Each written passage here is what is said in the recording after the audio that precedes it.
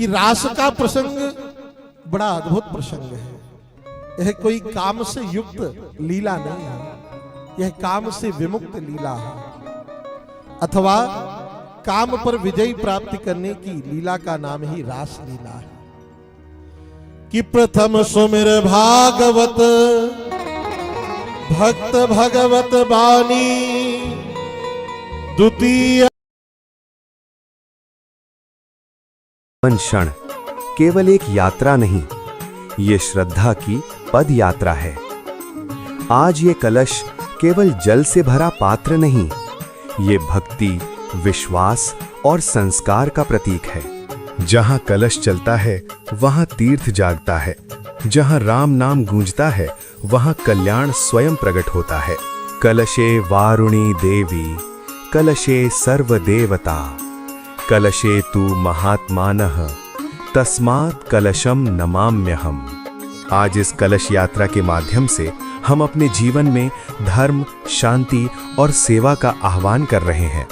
ये यात्रा हमें स्मरण कराती है कि मानव जीवन का उद्देश्य तृतीय कर गुरु समुझी, दक्ष सर्वज्ञ रसीलो, और चौथे होय विरक्त, बने बने राज वसीलो।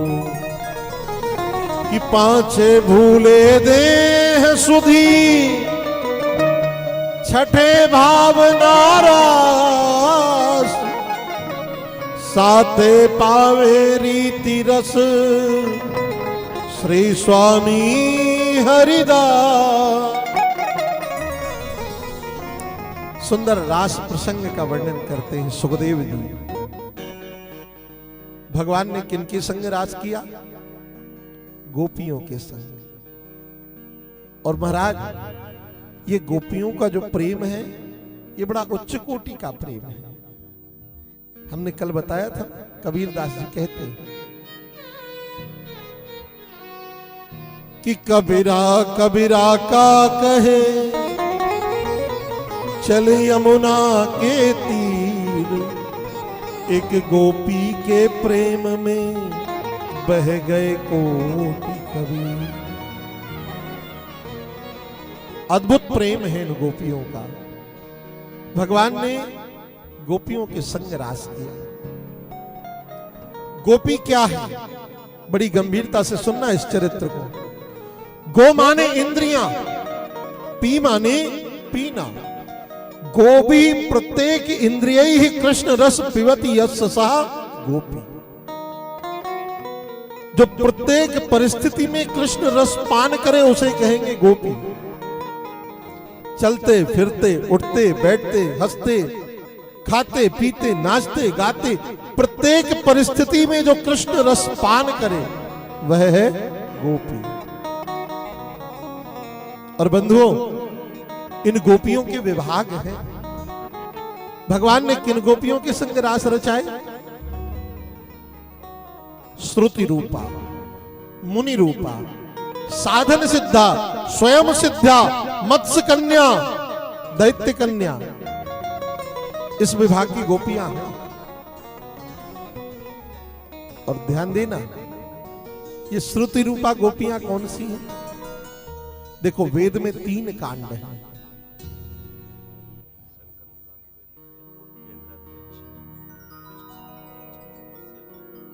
हमारे बोध श्री शंकर प्रसाद द्विवेदी जी का मंगलमय पदार्पण हुआ है। बहुत बहुत अभिनंदन है श्री द्विवेदी जी का।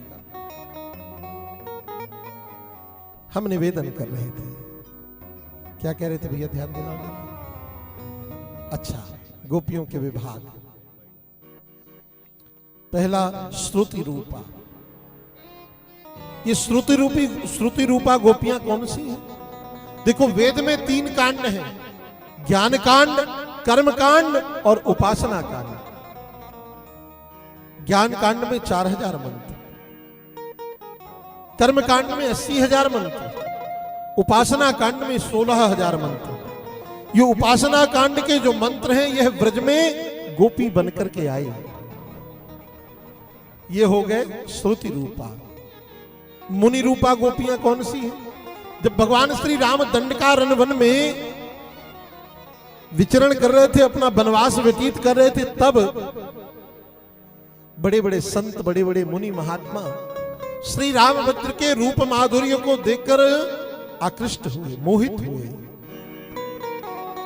जब रूप को देख करके राम जी के मोहित हुए मुनि महात्मा, तो भगवान राम ने कहा इस बार अभी मर्यादा पुरुषोत्तम है, अगली बार आना हम लीला पुरुषोत्तम बन करके आएंगे, तब आप सबके संग रास रचाएंगे। वही संत महात्मा त्रेता काल के आज ब्रज में गोपी बनकर के आए, ये है मुनि रूपा।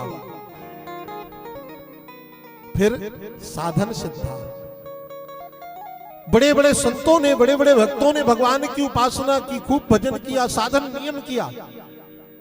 आज उनका साधन परिपूर्णता की ओर है। आज वह सभी साधक ब्रज में गोपी बनकर के अवतरित हुए। यह है साधन सिद्धा। फिर है स्वयं सिद्धा, जिन्होंने अपने जीवन में केवल गोविंद की भक्ति के अतिरिक्त और कुछ नहीं मांगा। आज वह भगवान के भक्त ब्रज में गोपी बनकर के अवतरित हुए। मत्स्य कन्या, जब भगवान ने मत्स्यावतार धारण किया राजा सत्यव्रत की प्रतिज्ञा को पूर्ण करने के लिए, तो मछलियों की कन्याएं देख करके भगवान को मोहित हो गई।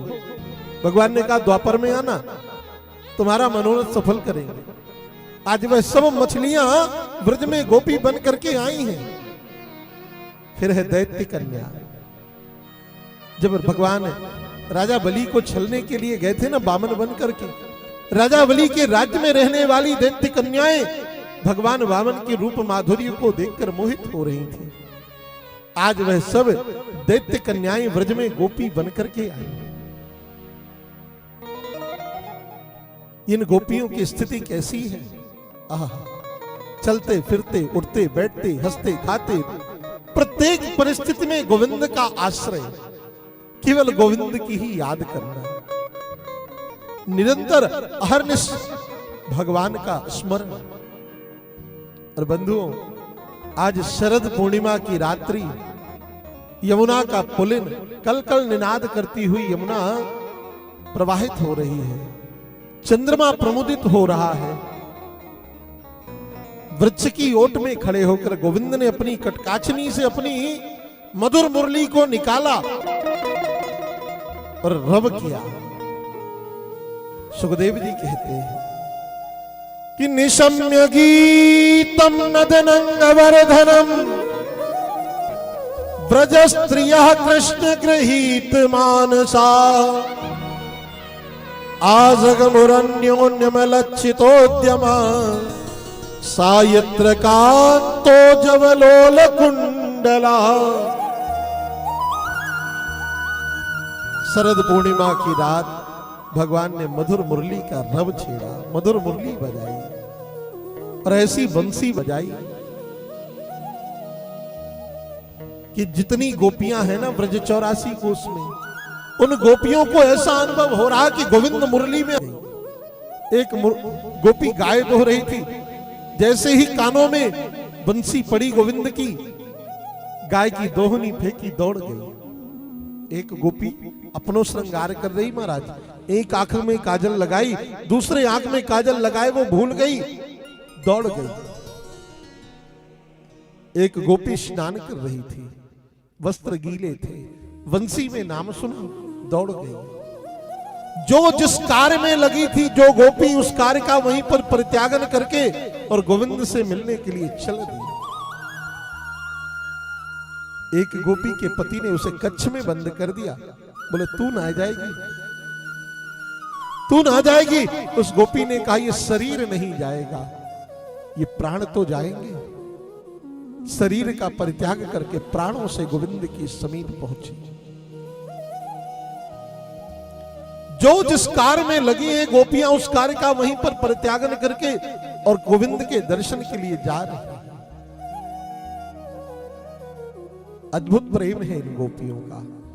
सुखदेव महाप्रभु कहते हैं राजन, देख रहे हो इन गोपियों की स्थिति। परीक्षित ने कहा महाराज मुझे तो ऐसा प्रतीत होता है कि गोपियों के अंतःकरण में जो प्रेम है वो कांत मानती है गोविंद को कि कृष्ण विदुम परम कांतम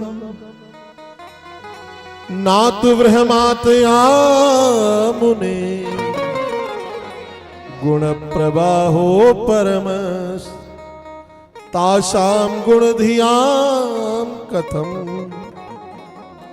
इन गोपियों के अंतःकरण में जो अनुराग है वह ऐसा प्रतीत होता है, ऐसा अनुभव में आता है कि यह गोपियां गोविंद को अपना कांत मानती हैं, प्रियतम मानती हैं, प्रेमी मानती हैं। सुखदेव जी कहते हैं, राजन मैंने तुम्हें पहले ही इस चरित्र को सुनाने से पूर्व बताया था कि रासलीला पूर्णतः काम से विमुक्त लीला है, कि उक्तम पुरस्तादे तत्ते चैद्यः सिद्धिं यथा गतः दुषन्न पिऋषिकेशं किमुथाधोच्च प्रिया। सुखदेव जी कहते हैं, राजन मैंने तुम्हें पहले बताया था जब गोविंद के दर्शन की परिकल्पना हृदय में जागती है तब लोक लाज मर्यादा से व्यक्ति विमुख हो जाता है। इन गोपियों के अंतःकरण में जो प्रेम है, गोविंद के दर्शन की जो परिकामना है, परिकल्पना है, वह अद्भुत है। सारी गोपियां एकत्रित होकर के और महाराज पहुंची हैं यमुना के पुलिन में, और जब समस्त गोपियां यमुना पुलिन में पहुंची तो भगवान ने उन गोपियों को देखा और देख करके स्वागत किया। आओ आओ स्वागत है, कि स्वागतम वो महाभागा प्रियम किम करवाणि वह ब्रजस्यानामयं कच्चित् ब्रूतागमन कारिणम। देवियों आपका स्वागत है, सुस्वागतम सुस्वागतम, पधारो पधारो।